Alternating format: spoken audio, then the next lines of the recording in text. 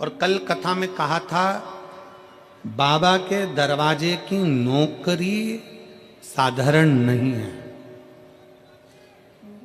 शंकर के मंदिर में झाड़ू पोछा लगाना साधारण नहीं है और शिव महापुराण में किसी शिव भक्त का मुंह झूठा कराना साधारण बात नहीं है। ये साधारण नहीं है। देवता देते हैं पल्ला झाड़ कर और महादेव देता है छप्पर फाड़ कर। थोड़ा समय लग सकता है पर देने में बाबा कमी नहीं रखता। शिव मंदिर में लगाई झाड़ू, शंकर के मंदिर में करी गई सेवा और शंकर के शिव महापुराण में आए हुए भक्तों की सेवा का फल खाली नहीं जाता।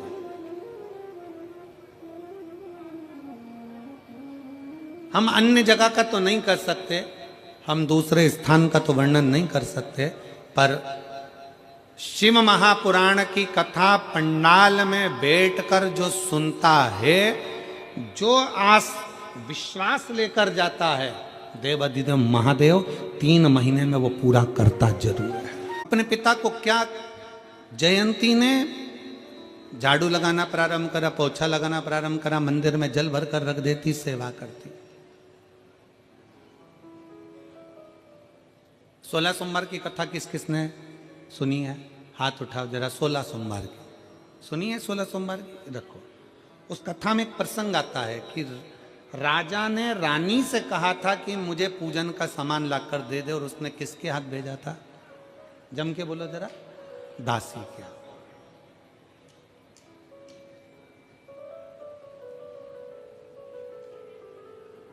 कभी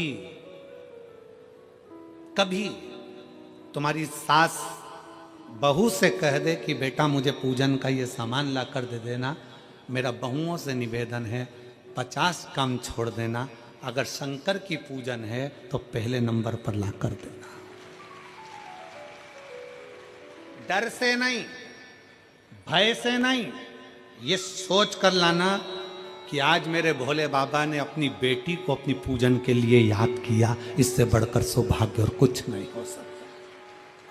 डर से नहीं, भय से नहीं कि मैं अगर पूजन का सामान लाकर नहीं दूंगी तो मेरा बुरा हो जाएगा या बेकार हो जाएगा। शंकर कभी किसी का बुरा नहीं करते, शंकर किसी का कभी बुरा नहीं करते। तुम ये मत सोचना कि मैं लाकर नहीं दूंगी तो बुरा लग जाएगा। ना ना, सामान सास बुलवाई, ससुर बुलवाए, पूजन का सामान है, कोई लाने का, बेटी मेरे को शंकर जी की मैं अभिषेक कर रही हूँ, थोड़ा सा दूध रख देना, थोड़ा दूध ला देना, खुश होना। आज मेरे बाप ने, आज मेरे पिता ने, आज मेरे शंकर ने मुझे इस लायक समझा कि मैं भगवान की पूजन की तैयारी कर रही हूं। मैं पूजन की तैयारी,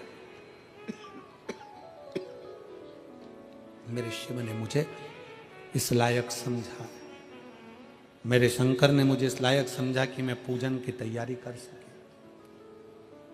और जितनी माताएं बैठी हैं और जितनी मेरी जीजियां बैठी हैं, जितने मेरे जीजा बैठे हैं, आपके घर में पूरे परिवार के लोग अगर अष्टमी नवमी पूजने के लिए आ रहे हैं, करवा चौथ की पूजन भी आप ही के घर में हो रही है, देवी की पूजन भी आपके घर में हो रही है, सारी पूजन आपके घर में होती है, देवरानियाँ आती हैं, यहाँ रहती हैं, पूजन करती हैं, खाती हैं, पीती हैं, चली जाती हैं। कभी अपने मन में दुख मत उत्पन्न करना कि सारा काम मुझे करना पड़ता है, सब एंजॉय कर कर चले जाते हैं और करना मुझे पड़ता है। सबसे ज्यादा खुश होना कि मेरे देवताओं ने, कुल देवी देवता ने मुझे चुनकर रखा है उनकी पूजन के लिए। कुल देवता ने, कुल देवी ने, भगवान ने हमको चुनकर रखा है उसकी सेवा के लिए। दुख ना करिए। मेरी देवरानी आएगी लक्ष्मी पूजन पे, लक्ष्मी पूजन करेगी, मम्मी के सामने आगे पीछे घूमेगी, मम्मी जी करके, और चली जाएगी।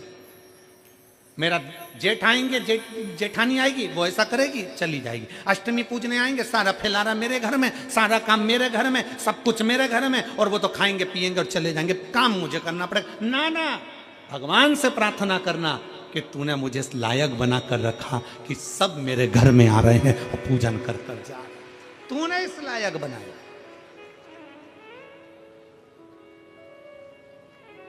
ये तेरी उदारता है, ये तेरी कृपा है, ये तेरी करुणा है। हम इस लायक नहीं है, पर उसने हमको इस लायक बनाया। हम बाबा जयंती बड़ी खुश होकर मंदिर की सेवा करती है, चाकरी करती, तैयारी करती।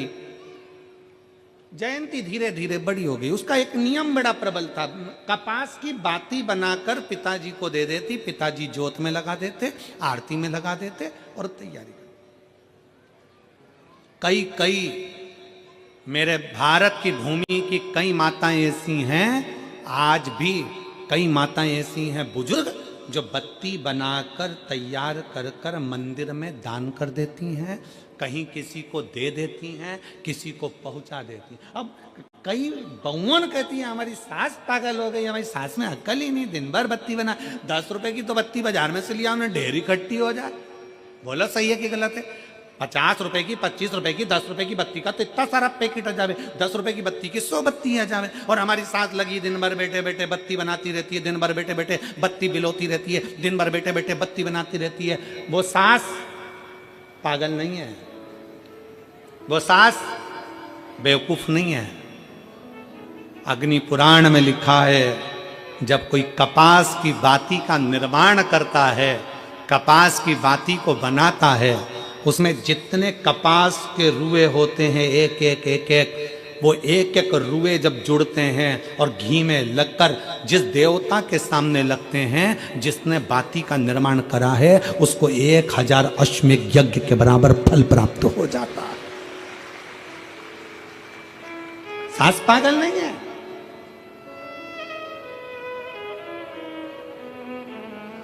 फैशन के दौर में सब कुछ रेडीमेड मिलने लगा, बत्तियां रेडीमेड आ गई, सामान रेडीमेड आ गया, ये सामान रेडीमेड आ गया, पूजन का सामान रेडीमेड। अगर आप कितने भी वीआईपी हो, कितने भी वीआईपी,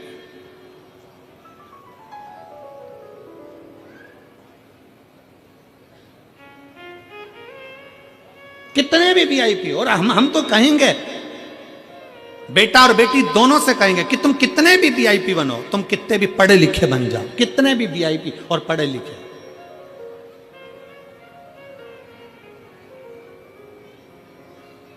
एक बेटों से निवेदन है, कितने भी वीआईपी बनना, पर अपने परिवार को छोड़कर, अपने माता पिता को छोड़कर कहीं दूसरी जगह जाने का प्रयास मत करना।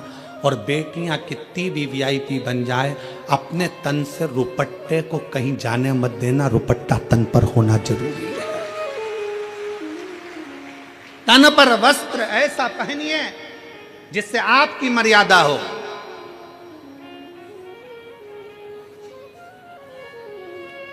आज बड़ी विचित्र दशाओं में लोग वस्त्र को धारण करते हैं, पर मर्यादित वस्त्र धारण करिए, मर्यादा।